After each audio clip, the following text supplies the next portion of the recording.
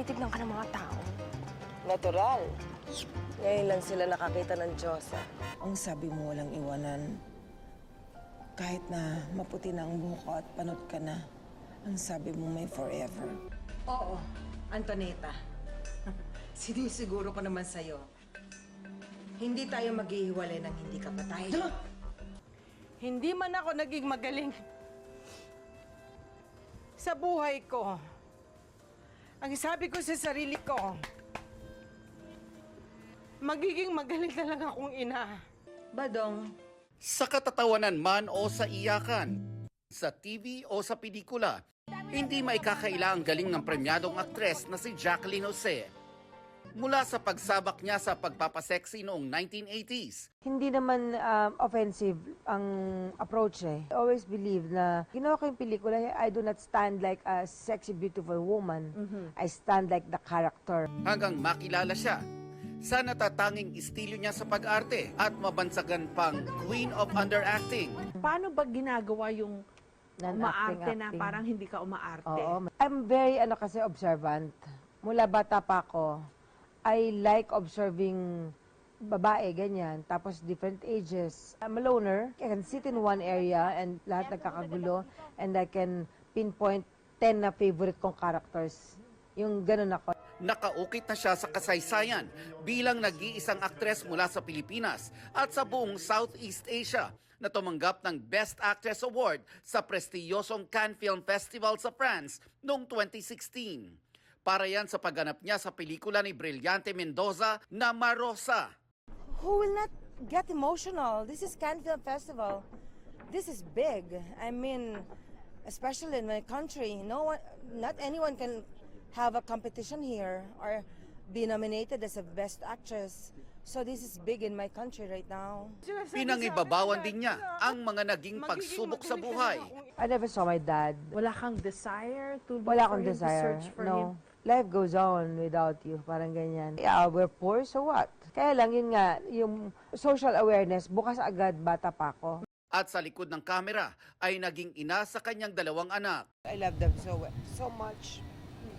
They're my life. So, kung ano yung happiness nila, happiness ko na rin. Kung malayo, I can't do anything about it but to just be there for them anytime. Kanina, madamdaming kinumpirma ni Andy Eigenman na atake sa puso ang ikinamatay ng kanyang ina. It's with great sadness that I announce the untimely passing of my nanay, Mary Jane Gok, better known as Jacqueline Jose. At the age of 60, on the morning of March 2nd, 2024, due to a myocardial infarction or a heart attack. Nagpapasalamat si Andy sa mga nagmahal sa kanyang ina at hiniling na bigyan ng privacy ang kanilang pamilya sa panahon ng pagdadalamhati.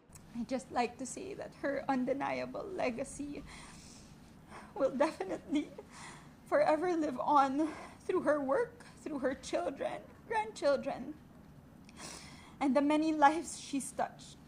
Sinabi rin ng PNP na naniniwala ang pamilya ni Jacqueline na walang foul play sa kanyang pagpanaw.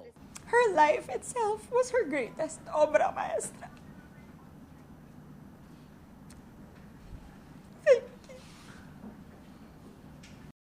Ang makulay na karera ni Jacqueline, inalala ng kanyang mga kaanak, kaibigan at mga katrabaho. Gaya ni Alden Richards na nakasama si Jacqueline sa seryeng Mundo Mo'y Akin, Carmela, The World Between Us at iba pa. Sa kanyang post, sinabi ni Alden na ang sakit ng kanyang nararamdaman ay tila isang anak na nawala ng isang ina. Si Kylie Padilla, natatandaan pa raw ang heart-to-heart talks nila ni Jacqueline. Nagpapasalamat siya sa pagiging ina at kaibigan ni Jacqueline sa kanya nung nagsama sila noon sa seryeng Bolera. Hindi naman daw makakalimutan ni Andrea Torres ang malasakit ng kanyang Nay Jane na nakasama niya sa 3 serye kabilang ang The Better Woman. Proud daw si Andrea na isa si Jacqueline sa mga humubog sa kanya bilang aktres. Inalala rin ni Marian Rivera ang kanyang nanay Florencia, ang role ni Jacqueline sa 2010 film na You to Me Are Everything na pinagsamahan nila. Si Katrina Halili, dinalaw pa raw at pinaglaanan ng oras ni Jacqueline kamakailan. Nagpaabot din ng kani-kanilang pakikiramay ang fans. Nakatakda ang cremation sa labi ng premyadong aktres ngayong gabi. Pinaplano na raw sa susunod na mga araw ang eulogy para ipagdiwang ang buhay at legasiya ng isang itinuturing na icon sa Philippine showbiz. I want longevity and kalidad. I don't want to be there and do what? Nothing afterwards. I want to create characters. Para sa GMA Integrated News, Nelson Canlas ang inyong saksi. Sa gitna ng mga dahon at puting bulaklak, nakapwesto ang urn na kinalalagyan ng abo ng pumanaw na showbiz icon na si Mary Jane Guk o mas kilala bilang Jacqueline Jose. Nasa paligid nito sa loob ng chapel ang mga miyembro ng kanyang pamilya, kabilang ang anak na si Andy Eigenman at kapatid ni Andy na si Gabby. Naroon din ang apo ng aktres na si Ellie at ama ni Ellie na si Jake Ercito. Dumalaw sa ikalawang araw ng burol ang mga kasamahan ni Jacqueline sa showbiz, kabilang sina Iza Calzado, Rio Locsin, Katrina Halili, at Congresswoman Lani Mercado. Ayon kay Gabi, hinihintay ang pagdating ng ilan pang kamag-anak na manggagaling pa sa ibang bansa. Since na-cremate na siya yesterday, we're just waiting for the other siblings of Tita Jane. Tapos yung isa niyang anak, si Gwen, hinihintay lang namin. Then from there, we can decide on when to na. Pero may mga schedule na kami na so far hanggang mga nailalatag pa lang is until Friday, Saturday. Ipinaabot din niya ang pasasalamat sa lahat ng nakiramay. Pasalamat kami sa suporta, patuloy na suporta ng lahat ng nagmamahal. Not just kay Andy, but of course syempre kay Tita Jane. Sa lahat ng sumusuporta sa kanya, sa lahat ng mga... Papasalamat kami. And I'm just here to support my sister. Tuloy rin ang pagbuhos ng pagdadalamhati para sa premyadong aktres at mga kwento mula sa mga naging malapit sa kanya. Emosyonal si Candy Pangilinan, lalo't naging sobrang close sila matapos na ilang ulit silang magkatrabaho. It's really shocking and siya.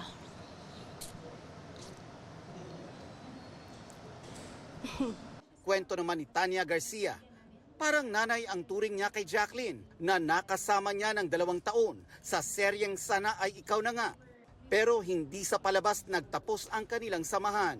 Out of the blue, mga ngamusta, mag-greet, happy birthday Tanya. Gusto ko ng chicharon, Tanya, padala mo ako, papadala namin siya. And tuwang-tuwa siya sa mga ganun, yung little things. Dahil naman sa lock-in taping ng seryeng The World Between Us, mas nakilala raw ni Jasmine Curtis Smith si Jacqueline. Marami akong mga saloobin na na-share sa kanya, nag-guide niya ako sa mga maraming bagay. Kaya talagang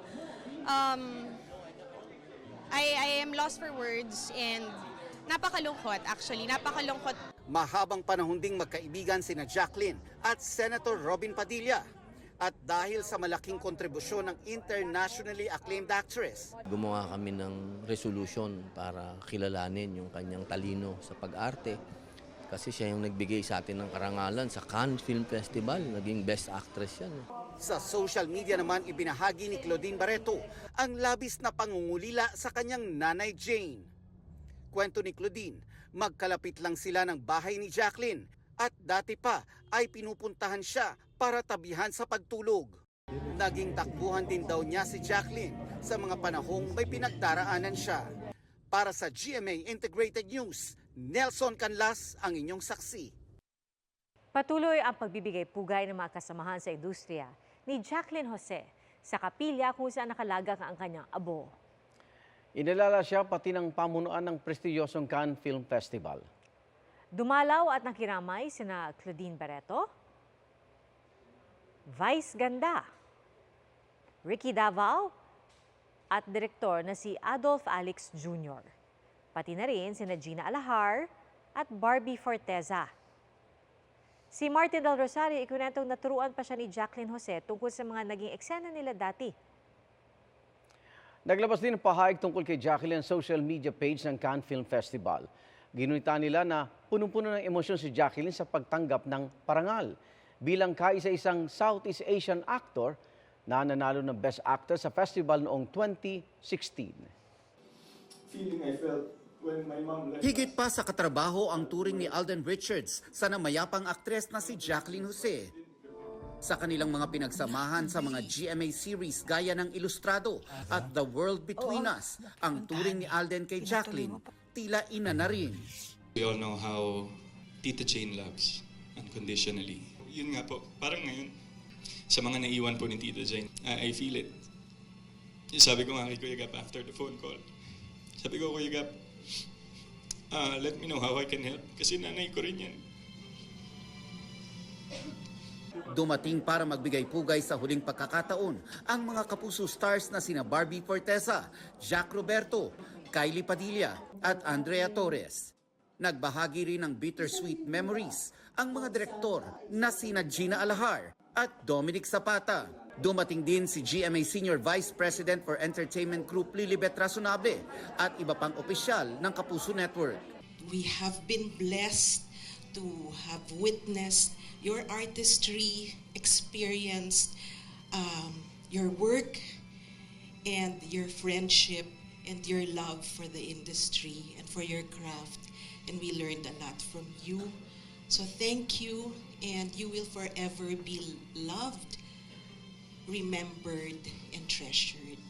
Sa huli, nagpasalamat naman ang anak ni Jacqueline na si Andy sa mga nagmahal sa kanyang ina. Makakatulong daw ito sa bigat na kanyang dinadala sa pagkawala ng kanyang nanay.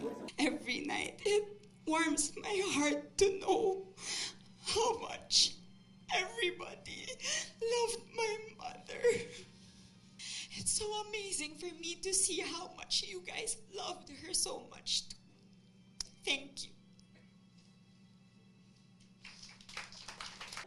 Para sa GMA Integrated News, Nelson Canlas ang inyong saksi.